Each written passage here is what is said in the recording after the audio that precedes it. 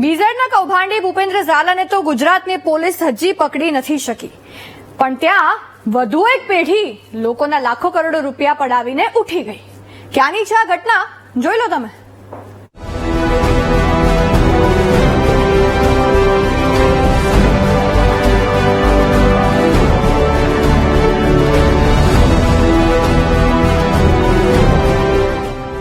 ₹6,000 કરોડનો ચૂનો લગાવીને નાસી ગયેલો બીઝેડ કંપનીનો માલિક ભૂપેન્દ્ર ઝાલા તો ક્યાંય છુપાઈને જલસા કરી રહ્યો છે અને પોલીસ તેને શોધવામાં લાગી છે.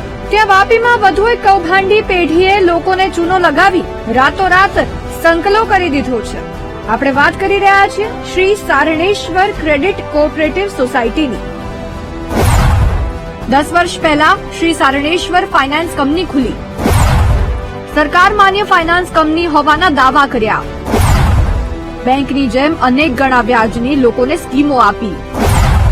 પાકતી મુદ્દતે પૈસા લેવા લોકો પહોંચ્યા ત્યાં પેઢી જ ઉઠી ગઈ. શ્રી સારણેશ્વર ક્રેડિટ કોઓપરેટિવ સોસાયટીની ઓફિસે ખંભાતી તાળા જોઈને લોકો ચિંતામાં મુકાઈ ગયા. જેના લાખો રૂપિયા ફસાયા છે તેમની તો ઊંઘ જ હરામ થઈ ગઈ છે.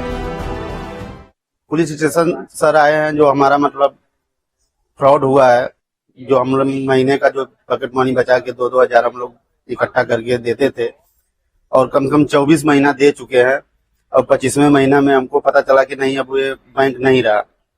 कितना पैसा गया आपका? पैसा सर मेरा 88 गया है टोटल, जो और उसमें हमारा साले का भी है. आप जैसे कितने लोग हैं? हमारे कंपनी में लगभग कम से कम 25-30 लोग हैं, बाकी अदर मतलब कि लाखों लोग हैं. ફોટોમાં જોવા મળતા 3 વ્યક્તિ આ કંપનીના કરતા ધરતા હોવાનો દાવો થઈ રહ્યો છે, જેમાં એક છે આર.કે. શેટ્ટી, બીજો છે શરમ અગ્રવાલ અને ત્રીજી વ્યક્તિ છે અમન વર્મા. અને હાલ આ ત્રણેય કૌભાંડી ક્યાં છે તેની કોઈને ખબર નથી. સ્કીમ પણ એવી હતી કે મહિને ₹200 રોકો તો 5 વર્ષે 12,000ના રોકાણ સામે 17,127 રિટર્ન મળે. 7 વર્ષ માટે રોકાણ કરો તો 16,800ની સામે ₹28,420 રિટર્ન મળે. આવી સ્કીમના કારણે લારી ગલ્લાવાળા અને કંપનીમાં કામ કરતા રોજમદારો આકર્ષાયા અને બાળકોના ભવિષ્ય માટે અને લગ્ન પ્રસંગો માટે રૂપિયા કામ લાગશે તેવા ઉદ્દેશ્ય સાથે રોકાણ કર્યું. પરંતુ કરોડો રૂપિયા સાથે અહીં પેઢી જ ઉઠી ગઈ. સ્થાનિક વ્યક્તિએ અમને જે જવાબ આપ્યો તે સાંભળી અમે પણ ચોંકી ગયા. और ये प्राइवेट था, ये कोई सोसाइटी बैंक है. इसमें ज्यादातर जो फैक्ट्री में काम करने वाले थे, जो 1,000-2,000 हफ्ता जैसे देते थे, महीने 2 महीने का, उनके ज्यादा पैसे डूब गए.